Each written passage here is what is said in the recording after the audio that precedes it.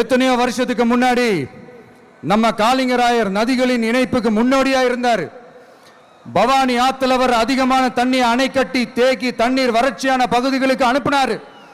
ஆனா இன்னைக்கு இவ்வளவு நவீன வசதிகள் இருந்தோம், இவ்வளவு சயின்ஸ் வளர்ச்சிகள் இருந்தோம், இவ்வளவு டெக்னாலஜி வளர்ச்சிகள் இருந்தோம், அவங்க வாக்குறுதியில் ஒன்று கொடுத்தாங்கல்ல, பவானி நொய்யலாறு அமராவதி 6 இணைப்பு திட்டத்துக்கு ஒரு துரும்ப கூட கிள்ளி போடல. வாக்குறுதி நம்பர் 103 சொன்னாங்களே, செஞ்சாங்களா?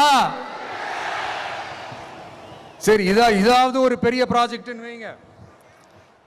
ஆறுகளை சுத்தப்படுத்த பல ஆயிரம் கோடி நிதி ஒதுக்குவோம், தமிழ்நாட்டில் உள்ள ஆறுகளை சுத்தப்படுத்துவோம்னு சொன்னாங்களே, செஞ்சாங்களா? ஆனா ஆத்து மணலை கொள்ளையடிக்கிறதுல மட்டும் வேலையை கரெக்டா செய்வாங்க. இதை நான் ஏன் திரும்ப திரும்ப சொல்றேன்னா, மக்களே நீங்க புரிஞ்சுக்கணும். கொஞ்சம் மசந்தா மற்ற மாவட்டங்களில் மணல் காணாம போன மாதிரி, மலைகள் காணாம போன மாதிரி, நம்ம மாவட்டத்தில் தனி வளத்தை கொடுத்த செம்மண்ணும் காணாம போறதுக்கு வாய்ப்பு இருக்கு மக்களே.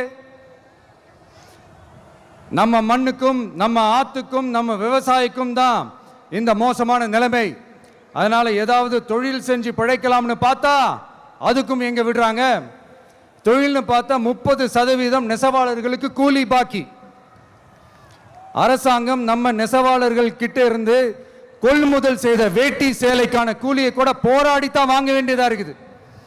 அது சலுகையோ உதவியோ நலத்திட்டமோ கிடைக்காது. நம்ம உழைப்புக்கான ஊதியம், நம்மளோட உரிமை, அதுக்கே போராட வேண்டிய நிலையில தான் இந்த அரசாங்கம் நம்மளை வச்சிருக்கு. நல்லா பார்த்துக்கங்க மக்களே, உரிமைக்கு குரல் கொடுத்தவங்க தான் இவங்க. சிறு குறு தொழில்கள் பீக் ஹவர்ஸ் சார்ஜ்னு கரண்ட்டுக்கு அநியாய விலை வச்சு அதையும் செய்ய விடாம நம்மளை முடக்கிடுறாங்க. அந்த பீக் ஹவர்ஸ் சார்ஜ் கொள்ளையால எத்தனை வருஷமா எவ்வளவு பேர் பாதிக்கப்படுறோம், எவ்வளவு தொழில்கள் பாதிக்கப்படுது. நாமளும் கத்துறோம், போராடுறோம், கோரிக்கை வைக்கிறோம். எதையாவது இவங்க கண்டுக்கிறாங்களா? கொஞ்சம் யோசிங்க. ஏன் கண்டுக்க மாட்டேன்றாங்கன்னு கொஞ்சம் யோசிங்க.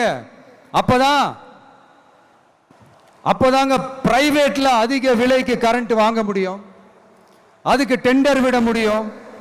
அப்படி டெண்டர் விட்ட மேட்டர்ல எல்லாம் என்ன நடக்கும்னு உங்களுக்கும் தெரியும், எனக்கும் தெரியும், நம்ம எல்லாருக்குமே தெரியும்.